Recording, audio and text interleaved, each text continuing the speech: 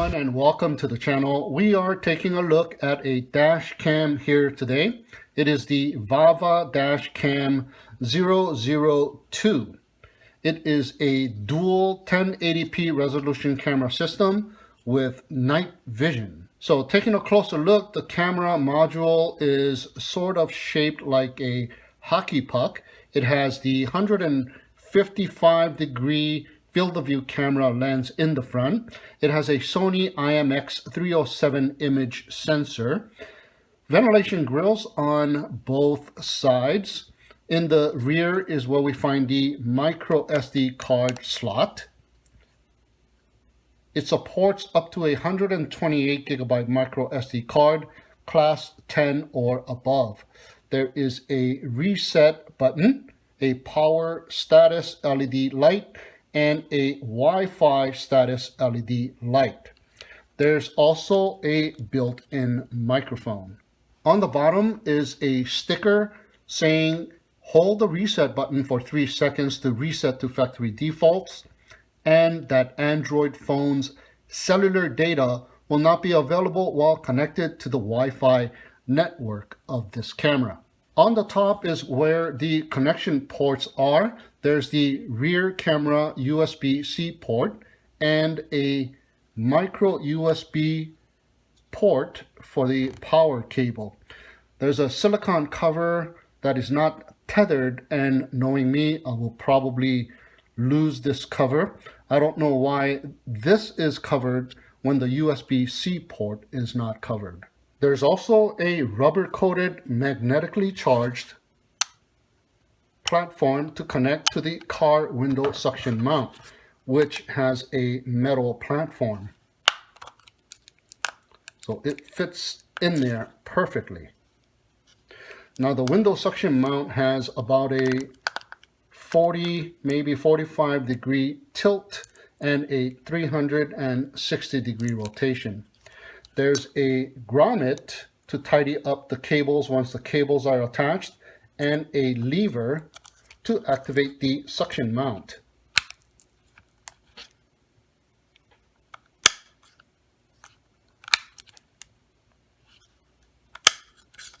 Now the mounting surface is not just made out of rubber, but it has one of those washable sticky surface.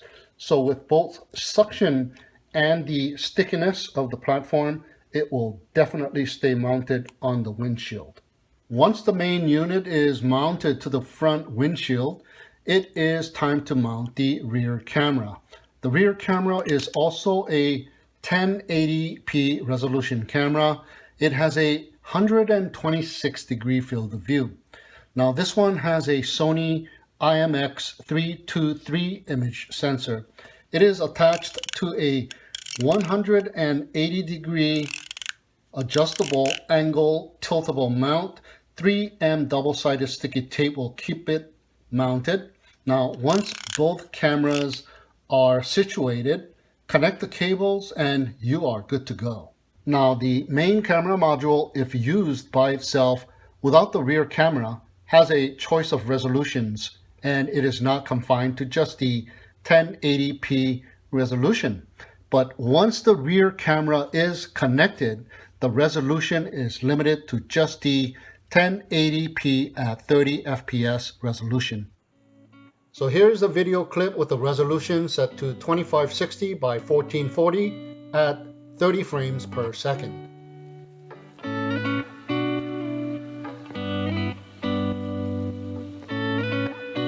And here is another video clip with the resolution set to 1920 by 1080p at 60 frames per second. And here is a video clip with the resolution set to 1920 by 1080p at 30 frames per second.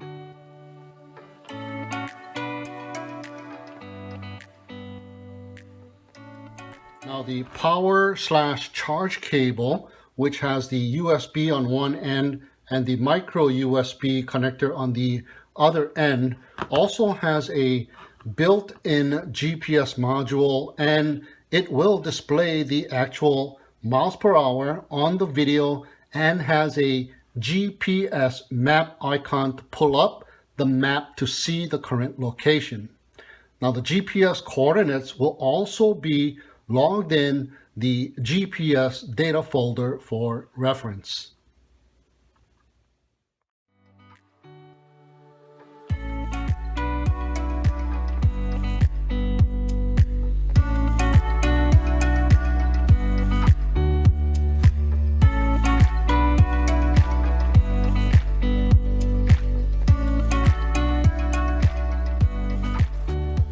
It has Wi-Fi phone app connectability for real-time video and to also make changes to the settings. The name of the app is called the VAVA Dash app. It is the control window to the dash cam since there is no display on the unit itself. Now once the dash camera is turned on, go to the settings of your device and connect to the camera's Wi-Fi network. If asked for a password, type in 12345678. Once connected, open the app. It'll take you into the Connect Dash Cam page, and once you hit it, it will connect to the dash camera and take you into the Viewfinder page. Now, the portrait mode, you are able to snap a photo, you are able to take a 20-second video, go into the GPS page and look at the photo album. But once you rotate it into the landscape mode, those icons do disappear, but the screen does get bigger. So back into the portrait mode, and what is important here is that you can go into the settings, and you can also change the name of the camera. You can change the name of the Wi-Fi. You can change the password for the Wi-Fi. You can change the loop recording time from 1 minute, 2 minutes, to 3 minutes, and you can change the video resolution. Now I do not have the rear camera attached, so I have a choice of video resolutions, 1440 at 30, 1080 at 60, 1080 at 30, and 720 at 30. Once the rear camera is connected, however, you will only get the 1080 at 30. And we can also change the G sensor sensitivity from high, medium, low, or you can also deactivate it. And you can turn the parking mode on or off. You can also turn on and off the recording sound, the LED indicator, the audio, the watermark, GPS, and here's some dash camera information. And you can also restore to factory default or format micro SD card. Now the display on the phone app can be toggled from the rear camera view, which, by the way, is not a mirrored image like that of the rear view mirror, but a camera view.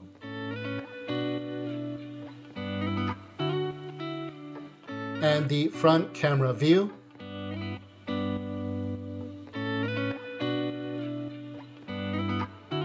And the front camera view with the rear camera view in the picture-in-picture mode.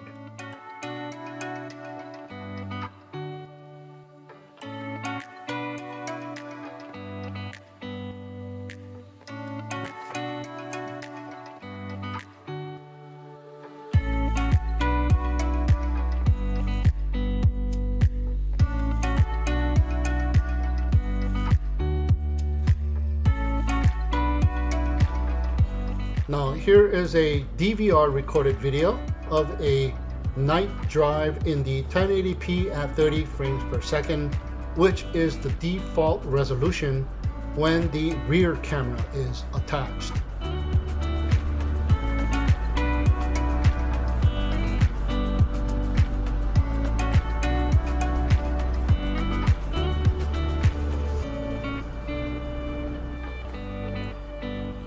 And here is what the rear view camera recorded. It is also in 1080p at 30 frames per second.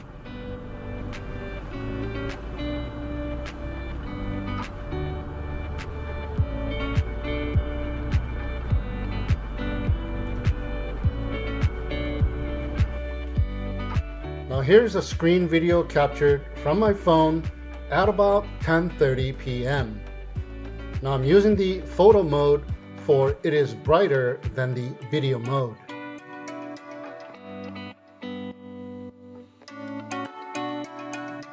Now here is a video from the dash camera at 10:32 p.m. And notice how brighter it is due to the night vision.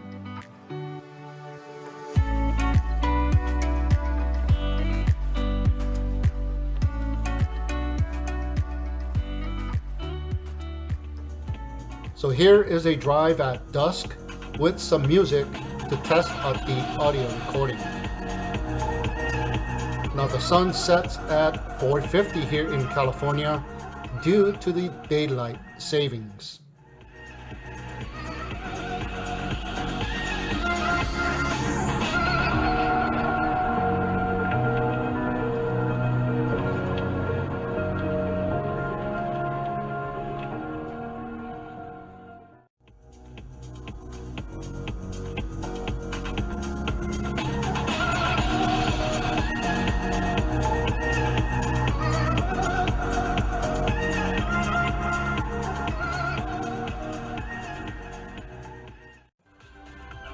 Now here is a clip going towards the sunset.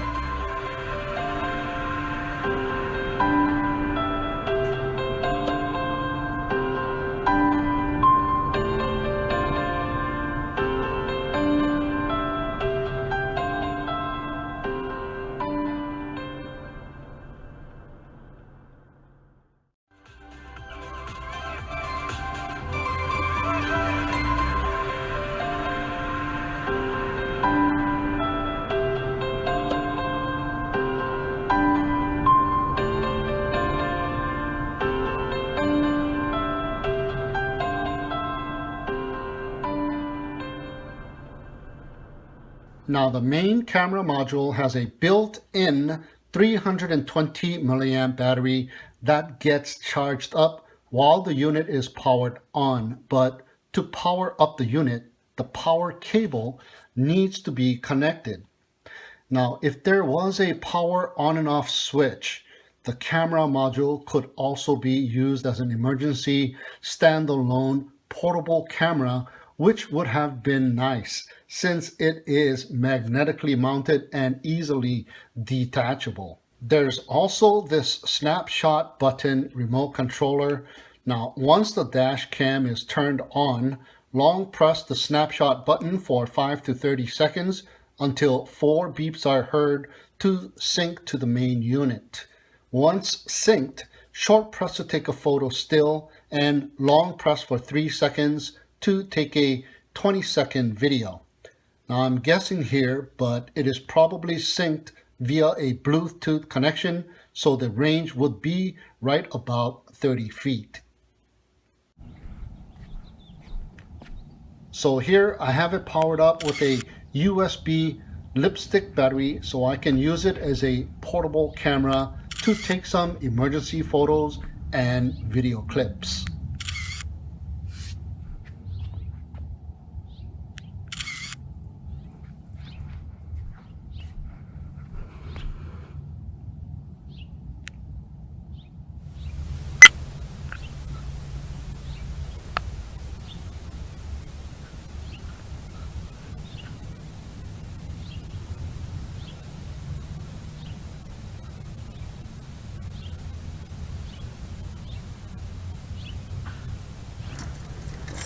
However, the built-in battery does serve its purpose when there is trouble.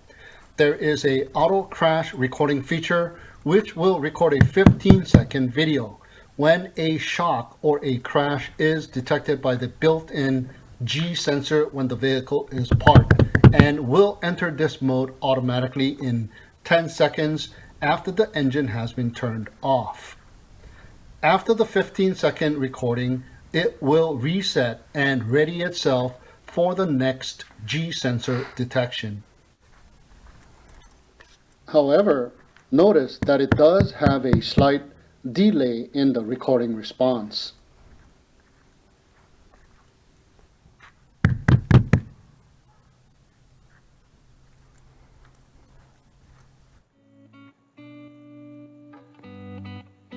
So that'll do it for this video of the VAVA-Cam 002.